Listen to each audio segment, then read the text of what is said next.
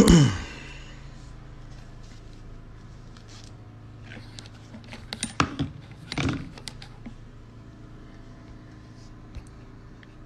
this going.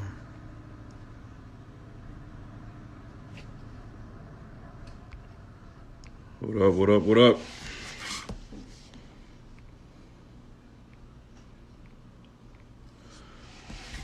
First ever No Request TV, live on IG Live. About to go live with DJ Charlie Rose right now. E-Class, what up, man?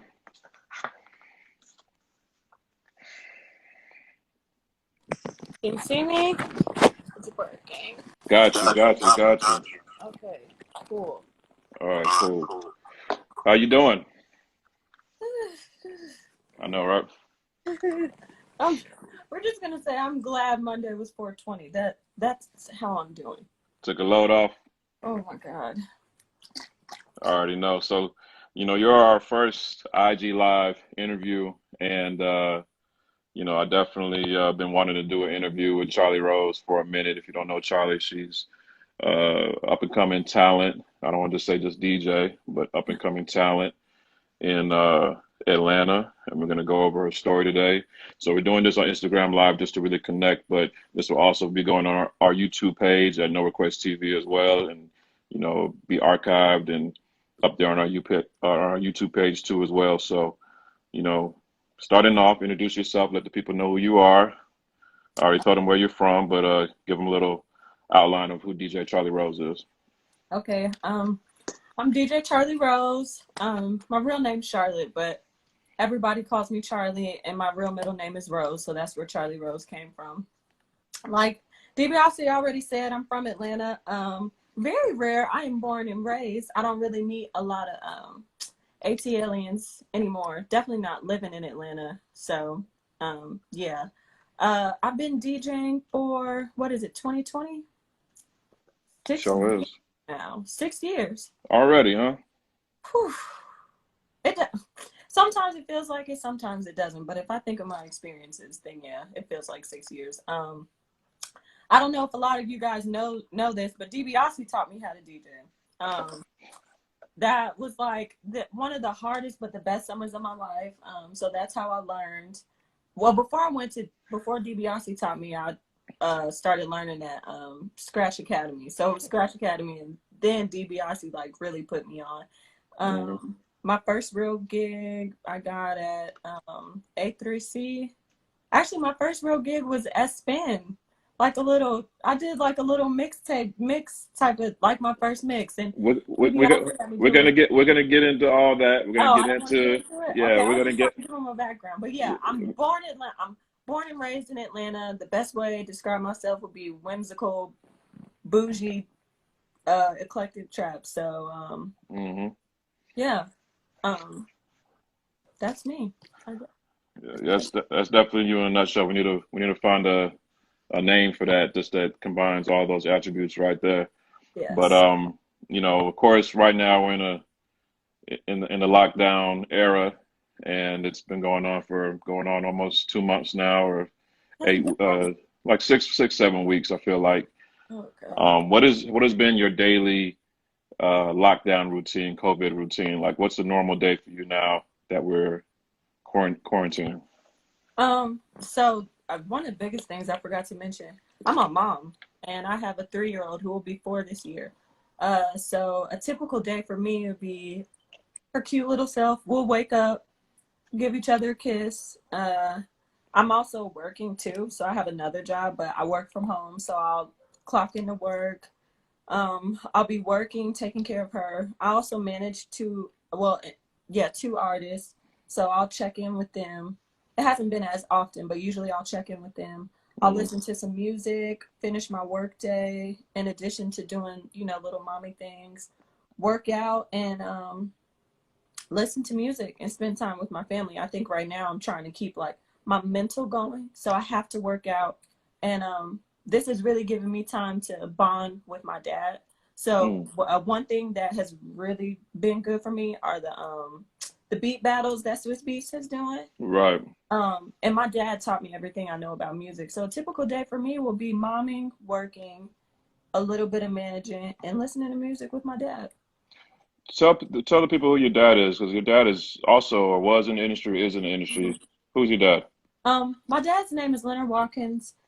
My dad managed Lloyd he started when I was at least 5.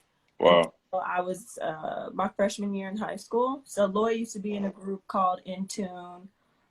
So yeah, my dad, was at one point working for Def Jam and Rockefeller and Murder Inc. And so that whole like late 90s, 2000s thing, we were like in it. So I was always backstage.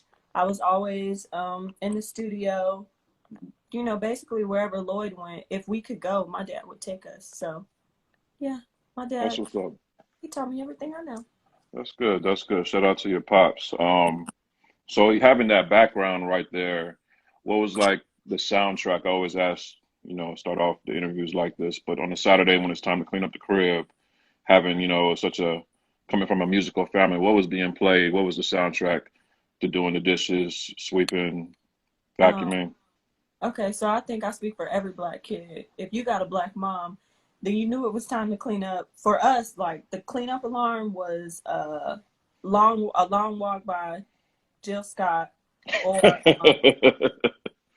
Don't Ever Wonder by Maxwell, or anything Erykah Badu. That's how you knew it was, you better get your ass up and clean the baseboards. It's time to get up. If y'all want to go somewhere, you're going to have to clean up. You want to go to Underground? Get your ass up. So, yeah, neo soul is my mom's thing. Like, that is her thing. So neo soul set the soundtrack for a Saturday morning in our house. That's good. That's good. And shout out to everybody that's, viewing, coming in, coming out. If you have any questions for Charlie Rose, feel free to leave them in the comments as well. So that's that's actually a really good cleanup soundtrack right there. So would you say that was your first introduction to music? Your parents were definitely putting you onto the neo soul and R&B and everything? Oh, for sure. Like, that wasn't even like the first. For me, like my clearest, where I can remember it clear as day, is my dad had a blue pickup truck, and he had 1999 by Prince on a cassette, and I would make him play it over and over and over. So like my first introduction to music was most likely Prince, Earth, Wind and Fire, Marvin Gaye, DeBarge. And then my dad managed Lloyd with Joyce Irby from Climax. So all that 80s stuff, all of it. So I would say funk and 80s, and anything Teddy Riley and anything Babyface was like here. And then I played violin also. So on Sundays, we only listen to classical music. Wow. Yeah. So being a parent now, being a mother now, what do you pass along music-wise to your child? She's amazing. Like, that's the best thing about her, because her dad is a producer. Her dad is Mars from Eardrummers. So, I was pregnant, and around him making beats, or I was pregnant when I did his tag. And even now, if there's no smoking or drinking or like not a lot of hoopla, she comes to the studio with me.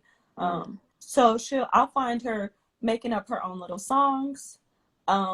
She loves anything. Like if I'm DJing, she wants to touch my board, and she likes anything. Matter of fact, the artist that I'm working with now, her name is Lee Bossy. I knew I wanted to manage Lee when I met her at the studio a couple of times, and my daughter's dad did a song for Lee, and we left the studio, and my daughter was singing it like all day, and she's like, "Mommy, I love that song." So that's kind of what helps me gauge what a good song is. But she likes everything. She likes funk. Her lullabies were Isley Brothers, so Voyage to Atlantis is what puts her to sleep. That still puts me to sleep right there. That's a classic go to sleep song right there. That and Distant Lover, those were her 2 top lullabies when she was a baby. And right now she loves Zaza. She loves Zaza. That's a no. Yeah, she'll be singing that all day. But she also loves she loves funk music too. And that's because, you know, like movies like Trolls and definitely Trolls, because, you know, they did Earth, Wind, and Fire. So she loves funk music. If it makes her happy, she's going to dance to it. So she likes everything. She likes trap. She likes rock. She likes funk.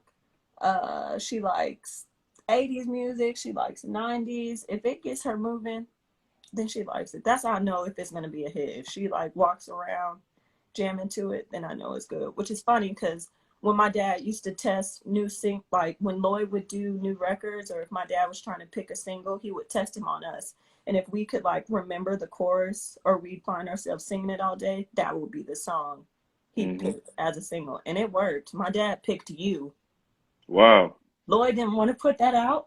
Wow. No, really liked it. I think it was like a night and Lloyd finished it and they brought it to my dad. And I don't know if you guys know who Jasper is, but he's a big songwriter. They gave it to my dad and Lloyd wasn't really feeling it. The label wasn't feeling it, but my dad played it for us and we were singing it and he was like, oh, this is it. And he dropped it without anybody's permission. And now Lloyd is Mr. 5 too. So kids are very useful as far as music goes. Did you say 5'2" or 5'2"? What did you say? I said 5. Oh, shit.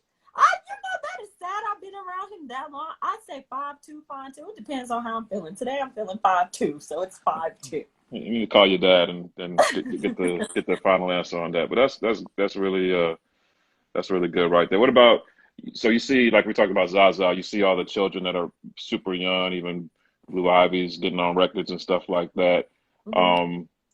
Would you ever put your daughter on a record, or are you trying to keep her away from the industry for as long as possible?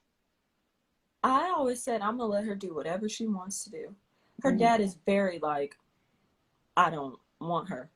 But unfortunately for him, when we're in the studio, like she can point out who the engineer is and she'll tell them, hey, record me.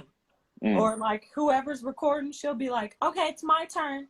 And she'll make them like push them to the side and get up on the mic and do whatever it is that she wants to do. And like even now, like I said, like that's why I like her to come see me work and stuff, because from what I get from her, she wants to do it. But she wants to do everything. 1 minute she wants to be a DJ, 1 minute she wants to be a singer, 1 minute she wants to be a makeup artist. But she seems to have a really strong calling as far as music goes, because she's always gravitating towards it. So if she says she wants, I kind of feel like, I think Will Smith and Jada Pinkett Smith handled that best, like letting Willow do it when she wanted to, and when she was like, I'm done, they let her be done. So I take that approach. As long as she wants to, she can do it. But if she feels like this is too much, I'm going to listen. And, you know, wherever her path takes her, I just want to nurture whatever spirit she might have. So if she likes it, she can do it. No doubt, no doubt. Yeah.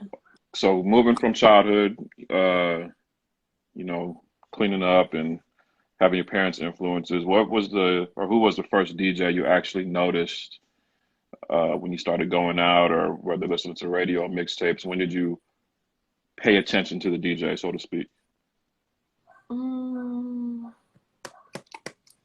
When I really, really started paying attention, it was X-Rated and Esco, because it was my senior year of high school. And that's so when... tell the people, because you know this is going all over the world. So tell the people who X-Rated and Esco are and where they DJ.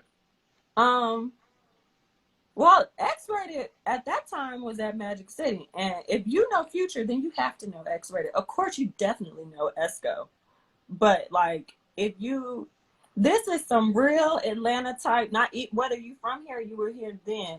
If you know Future, then you know X-Rated. And I can honestly say, because X-Rated mentored me at a point too, but even when X-Rated did mentor me, I lost my shit. I was the fucking DJ that got Future started, wants to mentor me. So my clearest memory is my senior year of high school, Dirty Sprite, Esco and X-Rated. That is my clearest, like my first memorizing like a mixtape and all the lyrics and finding out about Young Scooter, Lil Mex, like all that. Definitely X-Rated and Esco for sure. So just listening to mixtapes, you actually took note of like, okay, I see what the DJ is doing, and you know the skits and putting the Yes. sequencing the records and everything. Yeah, like Abu and all that. Like you can't. Hmm. I'm sorry, you can't be a true Future fan and not know who Abu is. That just them two don't go. What about going out though? Like going to the clubs, you know, once you get out of high school, even if you were in high school, uh, what DJs in the clubs that were, you know, working did you actually notice? You, because when I Okay. was in high school, well, no, when I first got out, this was when Broken Bougie was 21 and up, and I snuck in there. I used to sneak in there Oh all. wow. Broken Bougie Day. Shout out to Fadia. I was about to say, so I definitely, you are the one who's clearest in my head. Geronimo, um, Tone, because he's now he's Black's DJ, but Tone is clear in my head. Mm. Because do you know, by the time, I mean, my girlfriends are a year older than me, like my best friends. So I was like on the college scene senior year of high school. So that's when I started going to the club. So for me, yeah, it's Tone, Geronimo, Holiday. Um, those are, oh, Abe Hyde. Me Mm. and Abe are cousins, but even DJ wise, like You if you, and Abe are cousins? yeah, I didn't know that. not blood cousins. We grew up together. Oh, So like play cousins. Okay. but so Abe is very clear in my head because if Abe was DJing a party, if I could get in, I'd be like, Abe, can I go with you? I can just walk in with you. So for the viewers, if you don't know Abe Hyde, if you ever heard of Trap Karaoke, Yes. he's the DJ behind Trap Karaoke. So if you've ever been to a Trap Karaoke event, you've seen or heard Abe Hyde, who's a very great individual, great DJ, and you know, definitely really great talent as well. So moving from, yeah, shout out to everybody. Hey, what's going on, Clay? I see you. Going from going out and just watching DJs or listening to DJs, what was the moment that you took that pivot to saying, you know what, I want to get into this DJing game. I want to get a controller or turntables, whatever you first started using. What was the defining moment for that before you, from you becoming a spectator to actually getting in the game? Um, okay, so we already went how I was around music my whole life, and I played violin, but I wasn't much of a violin player, so that was Mm-hmm. dead. In high school, I started doing an internet radio show called Three Girls and a Mic. That really started going somewhere. And my mom was able to get us press passes. So I used to be like, you know, as press and at all these red carpet events. And we were at all the studios for all the listening parties. And uh, so I was already in the studios. I was already at the parties. I already had a name because like an on air type of thing. Um, But then Three Girls and a Mic, we stopped because we all went our separate ways. And my dad is good friends with Melissa, Trax Girls Melissa. Mm-hmm. And Melissa told him, you need to make her start DJing because female DJs are the new wave. You need to get her into it. This was like 2012. So my dad came home and he was like, I really think you should start DJing. You love music anyway. You can read sheet music. I think you'd be at a better advantage than most people. Your taste in music is kind of all over the place. I really think you could take it somewhere. And you already have this following from what you've been doing. So let's get into it. And I was like, I don't know about that, Dad. I don't know. But I downloaded Virtual DJ on my laptop the second semester of my freshman year at Clark Atlanta. And I would just toy with it. Mm-hmm. But I didn't take it too seriously. Then summer 2014, I met this guy named Russell, and he was talking about opening a restaurant. He's like, I'll send you to DJ school, and you can be my house DJ when I open this restaurant. And I was like, shit, I was teaching myself anyway. I might as well like see what happens. And I went to Scratch Academy. And I don't know how you found out I DJed. I don't even remember, but you extended to help me, and that meant a lot to me because I was like in high school, like, you know, going to Broken Bougie. So even that was like, freaking DiBiase wants to teach me how to DJ. He's a real DJ. He thinks I can do it. Mm-hmm. And one of the things I'm most thankful for is how hard, I wouldn't even say how hard. I think sometimes people want certain things from me, but with you, it was like, you want to learn, I'm going to teach you, but I'm going to teach you and I'm not going soft. So for me, it became super real when you started teaching me like that. It just meant a lot to me. Like, and even, you know, you making me Cause y'all, he used to make me set up the needles. He would stand and watch me. He would make me lift up the turntables and put them on the table. I'm only but this big, and I used to be like, he's really about to like. But I was thankful because you really made me. I guess I want to say earn my stripes. So that's when 2014 is when it became real to me. I think paying dues once a week. What was it like once a week?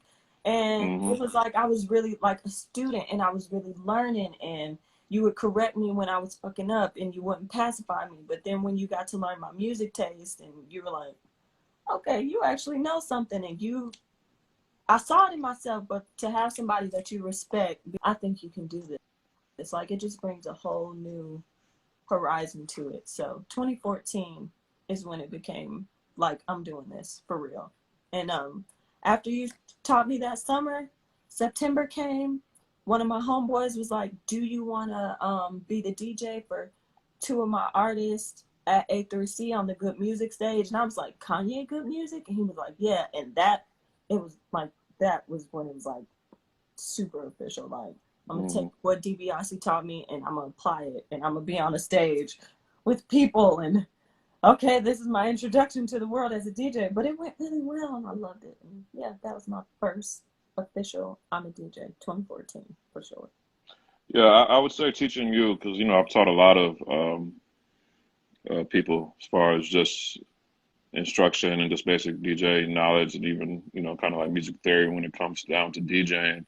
And I don't ever like to take credit for, oh, I taught them how to DJ, because you can either do it or you can't. It's just you either have a raw talent, just whether it be crazy musical knowledge, but you can know a lot of songs, but you don't know how to sequence them. You don't know how to blend them the right way, or whatever the case may be. And you had a really great music knowledge for such a young person, coming, young college age or whatever the case may be. And that was the main thing. You can be the greatest technical DJ, but you don't know nothing about music. And your sets are going to be bland or boring, or your mixes are going to be bland and boring. But if you have that music knowledge, and then you're also willing to apply yourself, because some people can't take my instruction. They will come from one lesson and it's a little too hard, and then they'll keep it moving. But you would come back, we had plenty of late nights, and you told me exactly what you wanted to do, and you started to apply yourself, and that's how we got to this point now. So tell me about that first gig. You would say A3C, that Good Music stage, was your first gig. What was that experience like? Good, bad, and ugly, and in between. What was it like? Euphoric. Cause I was DJing. I don't know if you all listen to Baby Rose. Oh yeah.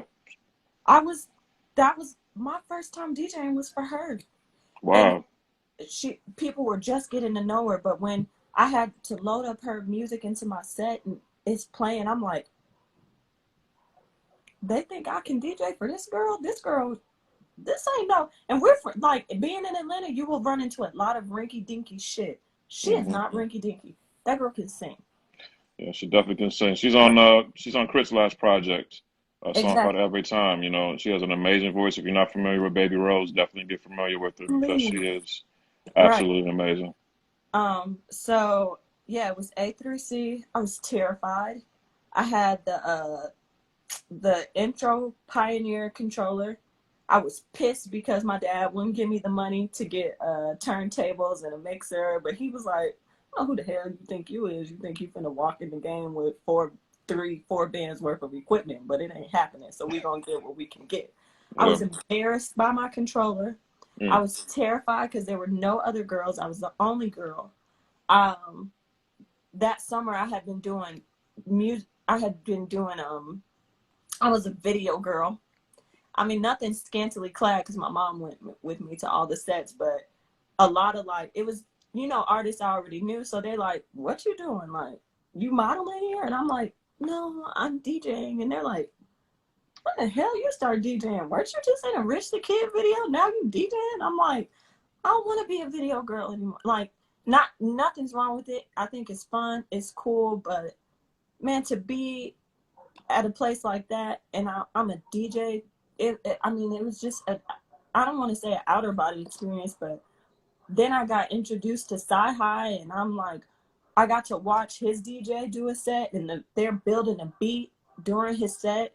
and he's freestyling while his DJ is building a beat, and the power goes off, the sci-hi keeps going. Then after that, they're like, oh, come backstage and meet people, and I got to sit and meet Pusha T and watch them interact, and to be there, not as somebody's girlfriend, not as somebody's baby mama, not as a video girl, but as a DJ was a totally different experience. And to be able to say that I got to witness Baby Rose as she was going up, and marrying Mariba, but she's just Mariba now. This is like when Mariba was still in Atlanta. Like, to see Mariba and Baby Rose on one stage before all this shit popped off, and Sci-Hi and Pusha T, and have a pass, like a backstage pass saying I'm a talent, totally different experience. That was the day I was like, oh yeah, okay. I could do this for a lifetime, and I will be more than happy, because I've always loved music. I just was always trying to figure out where my place in it was. So that first experience was I'll never forget it. I still have my lanyard from that day. It was amazing.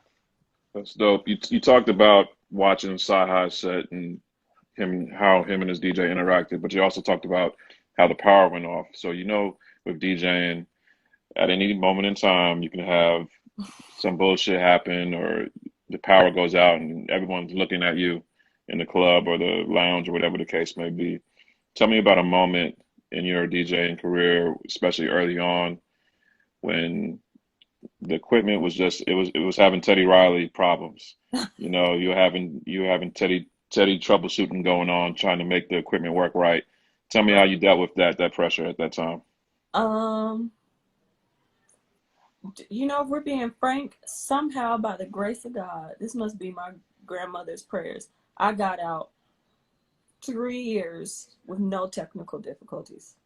Besides that one, the good music side thing. The first time I had a technical difficulty was 2017. And this is my first corporate gig. And what, like, your first corporate gig, that corporate check is way different. So you're trying to be on your P's and Q's. They flew me out to San Diego. I was DJing for Kraken Rum and Hulu. This was like one of the nicest clubs I've ever done. It was my first time out of town. My first time getting paid to fly out somewhere in a force. Just amazing. The pay was even better. And I went to sound check in the afternoon after my flight had got in. I went to sound check. I had to lug my big ass controller with me. My daughter's dad did it for me at the time. So getting this big ass piece of equipment around. Everything was fine in sound check. Perfect. The lights were good. Even the light guy had got like coordinated on what my outfit was going to be, so we could coordinate the lights that way. We got there. I got there. Everything was great. The best night of my life. It was a crowd of nerds. So they're rocking with whatever you playing. I got to play like the Simpsons theme song and Tupac, and it was just all over the place. But like in the middle of a Tupac song, my shit cut off, and I was mortified. It just cut off. And it wasn't me. It was something going on. I don't know. Technical difficulties, whatever. I mean, I just started sweating and freaking out. But we kept it going. I guess I had pumped up the moves so hard that they kept rapping the lyrics to the Tupac song. And they rapped it till the power came on and my controller came back on, and we got right back on track. So that was the first time I learned, like, things will happen as they may. If you can roll with the punches, you'll be okay. And that's what makes you a professional too, is, being a professional is not doing well when everything's going right. You can really see the amateur in somebody when things aren't going right. We've been watching this, Michael Jordan documentary that everyone's watching right now. And, everyone talks about Michael Jordan, but the reason why it's so important is because he went into this season with all the chips stacked against him. He was older. He didn't have his right-hand man, Scottie Pippen, for most of the season. And to see him, how he had to maintain and keep a professional demeanor with the press, with everybody else, with all this turmoil going on behind the scenes, and then still was able to win a championship in his last year with the Bulls. That shows the true professionalism of Jordan. So even with DJing, you're going to walk into situations when the equipment is messed up, and you're gonna have issues. But how you deal with it, how you react to it, is gonna be the real true test. So we have a question. We got a couple questions coming in right now. So shout out to Mr. Lofton, H-Town in the building. He says, with all the equipment out there, what is your favorite piece of equipment you like to DJ on?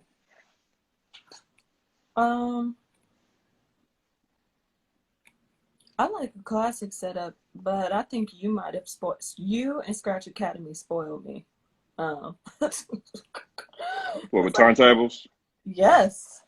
And even like, because I used to love when people, well, how'd you learn on a controller? No, I did not. DiBiase taught me how to set up my needles and everything. So joke's on you. I think I got to feeling myself a little too much. And I went in the Guitar Center with my chest puffed out, like, finna get the whole setup. I'm gonna get what DiBiase has. I'm in it. I got my Mac. I'm good. Went in there, and I was like, oh, the price of that whole setup is about more than a controller. Okay. All right. I'm just gonna use a controller. So I started using a controller. In 2015, I got the Gold Pioneer controller, and I love that too. So right now, because it's what I can afford, I like controllers. But when I have my dream set up, it's gonna be classic, just because I need that validation for myself. So I would traditionally like to use turntables, but as of now, Pioneer is my favorite for what I have, like what I can afford and what's most accessible to me. I prefer Pioneer. I've tried Newmark. I don't really like it. Does Tractor have controllers? I can't remember. Yeah. So as of now, Pioneer, their controllers and their CDJs and their mixer. Yeah, their Pioneer's my favorite. Yeah, I'm glad. Shout out to Mr. Lofton for that question, because we actually had a post on No Request TV a couple of days ago, and it actually got a lot of people, kind of excited in the comments. I'm gonna read the post to you just to tell you what it said. This came from DJ T Nice. The post says, learn to DJ on fucking turntables. At least CDJs in a traditional mixer. You look like a jackass coming into clubs that have club standard gear with a fucking controller. You further look incompetent being booked in a club and not knowing how to operate club standard gear. What's your reaction to that? I can see what he means, and that's why I say, like, I got to learn everything. But also, you're going to be sick of me singing your praises after this is over. One thing that you did teach me was... out. No. Okay, I'll fix it later. Go out. Mommy will fix it later. Close the door. The biggest thing that you taught me, and people might think I'm ready for this. I'm fine with that. You're going to tell me what the setup is before I get there. You're going to tell me what chords need to be brought or what it is that you don't have. 9 times out of 10, I'm going to bring it myself because I don't trust anybody to make me look good but myself. But I try to know the full situation beforehand. And if you know me, then I'll probably I might come off as a jackass because I think it's unprofessional of you to book me somewhere and you don't know what the setup is. Because I hear what he's saying. A lot of those clubs have nothing but a booth. They have no XLR cords. They have no RCAs. They look at you and they're like, oh, it'll be like a top-notch club with lights and everything. No mic, no mixer, no nothing. I will say this. Those club owners and those promoters, if you do not, and I'm serious about this, you taught me this, they will leave you out to dry and you look like the jackass. So I called ahead of time, like, are we doing a sound check? Do you know what the setup is? Can you send me pictures? Do you need speakers? Here are what my speakers are. Do you have this? Is there an extension cord? Is there a sound engineer? Because that's another thing. If you don't have a sound engineer, I'm in and out of studio all day. I will call one of my engineer homeboys to roll with me to the gig so I can make sure my shit is set up right. I done been to a club where they have a DJ booth, but they don't even have a sound system equipped to handle DJ equipment. So I look like a jackass because the speakers are blown out. But no, I don't do that. I call ahead of time. I'll go up there ahead of time. And 9 times out of 10, I know the setup or I have an engineer with me because if the sound looks bad, it's on me. No matter if wasn't my responsibility. It's on me. And nowadays, you never really know what you're walking into when it comes to these places that want to book a DJ, because everything is in a club. Like, of course, I'm down here in Miami. This is Club Central outside of Vegas. I think they probably have the most clubs uh, in anywhere in the world. And so Mm-hmm. it's very much they know how to set up equipment. They're going to have a sound check there, so on and so forth. But, coming from someplace like Atlanta, where you have a DJ set up in the middle of a pizza restaurant or a brunch spot or whatever the case may be, they didn't build the spot with having a DJ operating in mind. And so you come there because a promoter booked you or whatever the case may be, and you're having to wear three hats at once. You have to set up, be DJ, you got to be the sound tech, you got to be sometimes a manager of the spot, Mm-hmm. telling them, hey, move these tables over here so I can have this space over here, or where's the power coming from? And that's just part of the troubleshooting you have to do, and it goes back to being professional a lot of the times, when you are DJing. So Mm-hmm. that was definitely a hot topic on the No Request TV page. If you're just not tuning in, we're live with DJ Charlie Rose from Atlanta, and we're having a nice conversation about her background and the current state of DJing, how she got into DJing too as well. So if you have any questions, please comment below. We have a question from DJ Millhouse. Shout out to DJ Millhouse, who was on No Hey, Request girl, TV hey. last month. She says, "Image is everything, Mm-hmm. and you look so cute every time I see you. Do you prefer comfort or style when playing a set?"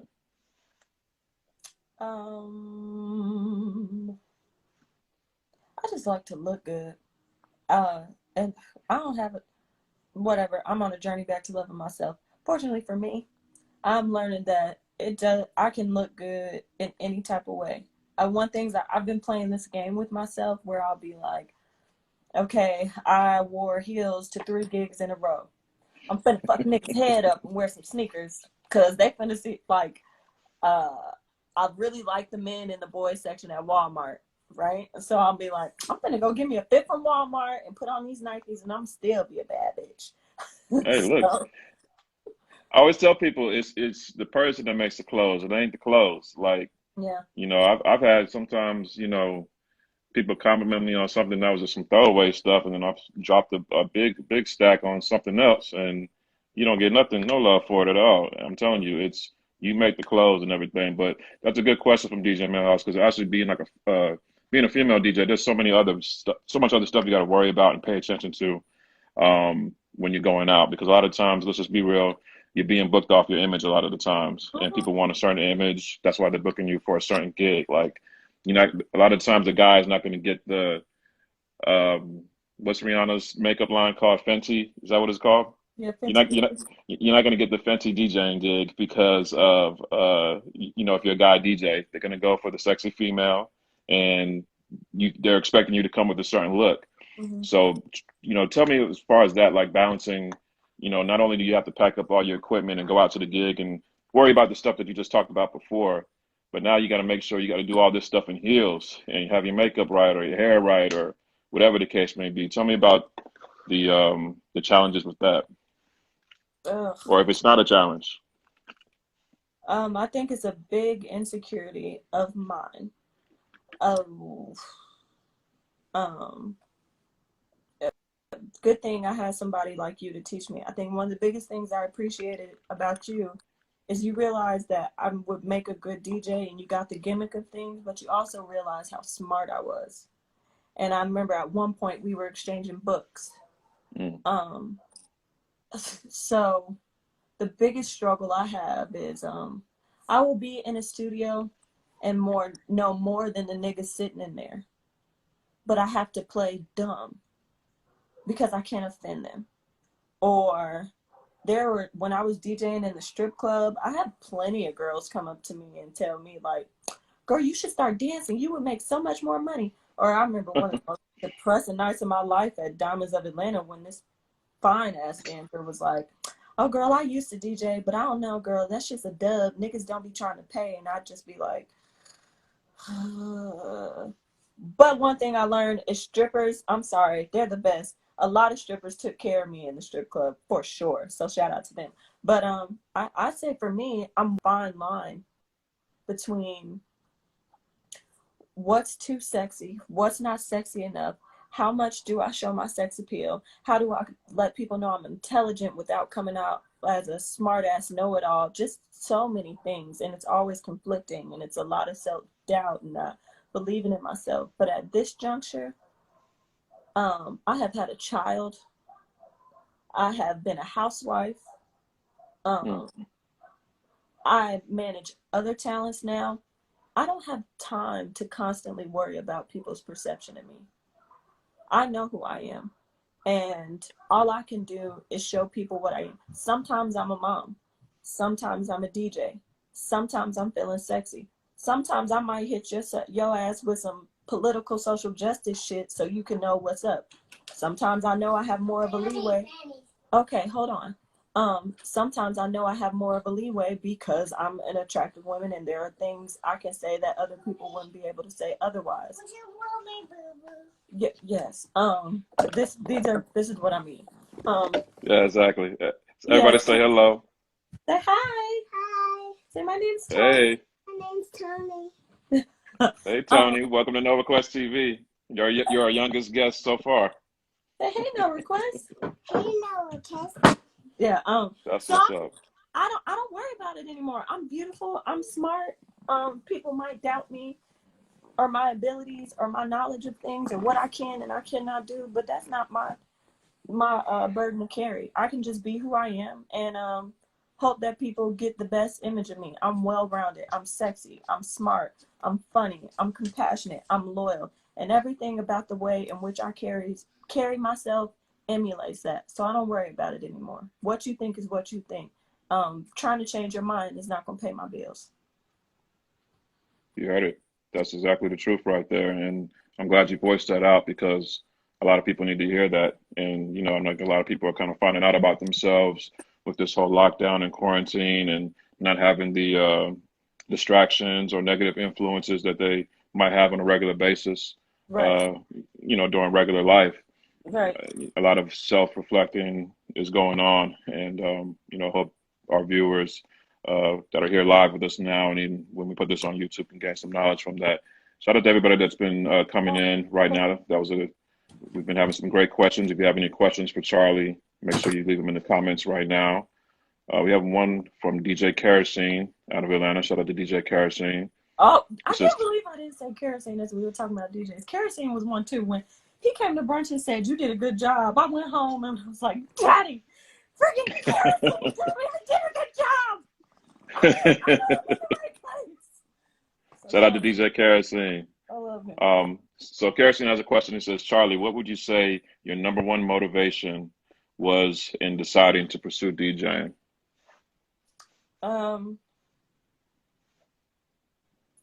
To show that women know women best and that we are well-rounded.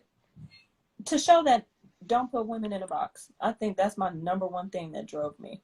Especially when people start asking about my music taste and they're like, what? I'm like, if you want to learn a woman, learn what kind of music she likes. So just to show, like, just because I'm twerking doesn't mean I'm not smart. Just because I like Paramore doesn't mean I'm like stuck in the box of like, I don't know, I don't want to say dweeb, but like a black girl who wants to be white. No, I'm multifaceted. The beautiful thing about black women is we have so many faces. There's so many things that we can do. There's so many lanes we can fit in.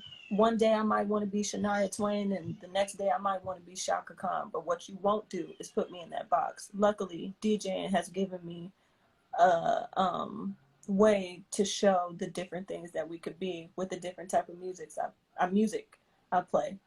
So that's what I would say motivated me to show the multi, I guess the different things that multi-dimensional. Yeah, well, yeah, I was gonna say multifaceted, but yeah, multi-dimensional that we can be. Because we can be a lot of different things. So don't put us in a box. There you go. Shout out to DJ Kerosene for that question right there. Once again, if you have any questions for Charlie, as we start to wrap up this interview, feel free to ask. You talk about being intelligent too as well. You also talked about earlier, you touched on books. I know books are a big part of your life. You have a Instagram book club. What's the book club called? Charlie's Reads. Follow us. I got a little off track, but we're still doing this amazing book called Homegoing by DiBiase. It's amazing. If you're Black, white, whatever, it's a really great book to read to understand the multiracial struggle of Black people. So feel free to join us. Yeah. What got you into, who got you into reading and fiction, nonfiction? Who was the influence behind that? My whole family. The one thing that if you know my family, we read a lot. My mother is a writer. She wrote it. My parents are just really, really cool. My dad was managing music. My mother was writing a book. I used to go with her to her meetings with her agent as they were going over her edits for her publisher and everything. It was amazing. So my mom's a writer. But my dad's family also, they're like, not in a bad way, like educated, uppity Black people. And one of the biggest things my grandfather instilled in his children was reading, which they passed down on to us. My aunt had a house, a big, big, beautiful house in Macon with a library. There were 15 grandchildren, and we would spend the summers at her house. And it would be all the big cousins reading to the little cousins, and we would sit in the library. Like, after we finished swimming in the pool or something, we would sit in the library and just read.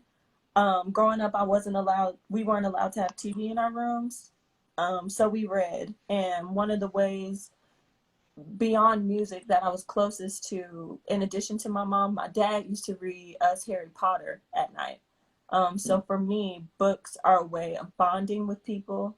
They're a way for me to escape to another world. I don't argue with people anymore about politics or justice. I hand them the book that I read that made me come to that conclusion. They're how I relate to other people. They're how I have come to the conclusion that we're all human. If we could take the time. Okay, in a minute. I'm coming. Give me a second. I think books were the thing that taught me that we're all human and we all have the same struggles. We just live them in different ways. And if we can remember that and understand the adversity we all face, the world could be a better place. So for me, books are just another way to heal the social injustices of the world. So, yeah. So I like that analogy. So you don't argue with people about politics or anything like that anymore. You just hand them the book. So say someone was trying to understand who you are as a person, what book would you hand them? Their Eyes Were Watching God by Zora Neale Hurston. Give us a little insight about that, just a little synopsis about that. I think that when we're like doing this fight for social justice, we forget to put ourselves in other people's shoes and we forget what intersectionality is. I have a unique place in the world, one as a woman and one as a Black woman. So there are dimensions I face that no one can relate to.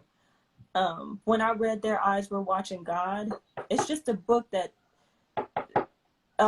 wait 1 second, that tells about that. Okay, you're going to have to wait. It's just a book that lets you know, that tells you about this black woman's journey and her being bold enough to choose herself. Because I think a lot of black people, period, can relate to this. I think it's not a black woman. Black woman or femme, I don't know. It's not encouraged for us to choose ourselves. It's not encouraged for us to take our own paths. It's not encouraged for us to indulge in pleasures. Like, we're constantly having to carry a burden and make up for things that were taken from us, whether it's healing the pain in our men, whether it's taking care of our children, whether it's raising white women's children, whatever it is. That book, I read it when I was 10. And Wow. I think I've read it every year since I was 10 years old because it opens up a new meaning to me every time. So to know that this Black woman in the 1920s, 1930s wrote this book that I, as a Black woman in 2020, can read today and see my struggles. I mean, it takes a lift off my life, and I give it to anyone. It's a fiction. I would give it to anyone, man, woman, Black, white. If you want to understand me as a Black woman, read this book. If you want to understand why I'm upset sometimes, why I walk around with a certain chip on my shoulder, read this book. If you want to know me as a person, that's me, for sure. Yeah. Tell them the name of the book again, so that they can look that up on Kindle or whatever. Their Eyes Were Watching God by Zora Neale Hurston. It's amazing. Oprah also made it into a movie starring Halle Berry, and she looked damn good. So if you just a nigga and you just want to get your rocks off, watch that movie, because I don't usually like Halle with long hair, but I don't know, she did that. That's what's up. That's what's up. So we're of course in lockdown right now. I think that's great that you are able to give the viewers and even with your own fans, as far as just giving them knowledge when it comes down to books and everything. But we all are not going to be reading all the time. Give the people some Netflix recommendations. What are you watching on Netflix right now? What has been your go-to quarantine flick on Netflix? Does it have to be Netflix or streaming sites, period? Just whatever. Oh, Prime, okay. whatever. I binge watched For Life, that movie about the lawyer in prison trying to get himself out of prison. Amazing. They got Eve's Bayou. If you like Southern Black Gothic films, it's on Classic. Amazon Prime. Oh no, it's on Hulu. Amazing. I watched Black as Fuck by Kenya Barris. That nigga still got a light skin obsession, but the show is good. I do still enjoy it. I can see where I would like him to be more inclusive as far as the different kinds of Black people, but I do love like the historic background tidbits he gave. I enjoyed that show. Let me touch on that though before you go any further. Touch on that on just the colorism especially in the entertainment industry amongst Black people, the whole light skin, dark skin thing, and what challenges that you might have faced as a light skinned female. I know you said you were doing video shoots before and everything like that. Touch on that a little bit before we get off here. I used to think I had it hard because I don't know if a lot of people know this. I was born blonde, but I started dyeing my hair because I wanted to experiment, and you get sick of being called albino and cracker all the time. So when I was growing up, it was definitely hard. I went to a private school where it was super diverse, so it didn't occur to me that me being that light was a thing till I got to a predominantly Black public school, and it was like cracker this and cracker that, and I used to really think that was something. Like, oh my God, they call me white, and this is horrible, till I got grown, excuse my language, to my kids here, whatever, and I got some titties, and I started dating and realizing how obsessed Black guys were with light-skinned girls.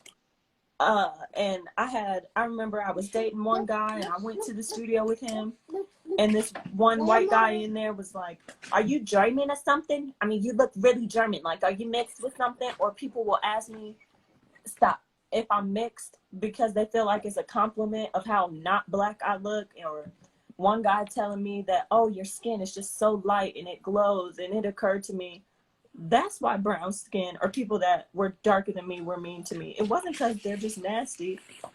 People like me get held on a pedestal all day. So I can't imagine how it is to be a beautiful brown skin or dark skinned woman dating, and some nigga tells you too dark. I'm not going to be the most pleasant woman to be around either. And it's a lot of men like that. And even the video sets I was on, most of us, we were either light skinned Black girls, non-Black Hispanic girls, and if we were Black, they were like Ethiopian girls with like real fine curly hair. So colorism, unfortunately, it has placed me at an advantage as far as the entertainment world goes. But I know now where I'm at in my life, I'm going to use my privilege to help someone else. So if I know they're going to give me something because I'm light skinned, and shit, nigga, you're going to have to be mad at me because I'm going to walk in there with different colored types of girls. And I'm going to put brown skinned women on a pedestal because I don't feel like they've been afforded that pedestal. And I can't even be upset with them for having a certain distaste. So I think if we can acknowledge the privilege that we hold in the world, whether you're a light-skinned woman or you're a man or you're a white woman or a white man, if you can acknowledge your privilege and use your advantage to help somebody else, you're doing the right thing. So colorism sucks, but I use it to my advantage. I got you.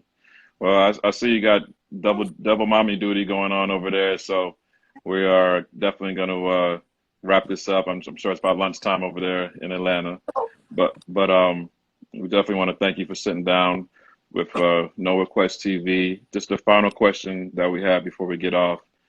Where do you see DJing being in your life after lockdown? Because, you know, looking at it right now, I don't see clubs opening anytime soon. I don't really see festivals, parties, or anybody really flying to go to any big events or anything like that anytime soon. Where does DJing fall in your career as far as making money and everything moving after lockdown? Well, like I said earlier, I started managing people. And Yeah, for right. me, that makes sense as a DJ because I'm singing your praises again. I want to be like you and the DJs I look up to. I want to break records. So for me, what it's going to look like for after me, I want you all to be expecting records coming out of me. So I'm going to start putting out records from these artists that I'm working with. One of my artists' name is DiBiase. She's an Afro-Latina from North Carolina, but she moved here to Atlanta. She's amazing. So we'll be dropping records even after this quarantine is over. We'll be shooting videos. I manage a young teen-year-old high school senior named Lynn Wody. He'll be putting out records. He has this one record I'm begging him to put out. So for me, you don't see me releasing records. And I'll be going back on live. I don't want to say too much about it right now, but I have like a little special Sunday night treat coming for you guys. So Okay. I'll keep interacting how I'm interacting. So as far as I go, just be expecting little hush your mouth. Be expecting little digital shows and new records for me. I think I'm gonna be just fine, if not better. Gotcha. Yeah. Gotcha.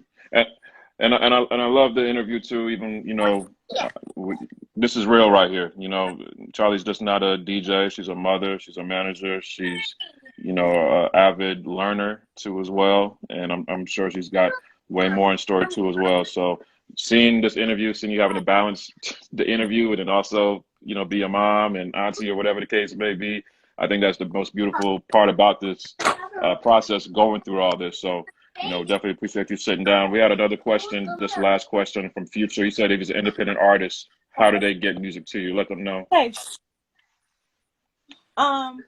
luckily for me, DiBiase is gonna rip me up after we get off of here. Shit, I'm green.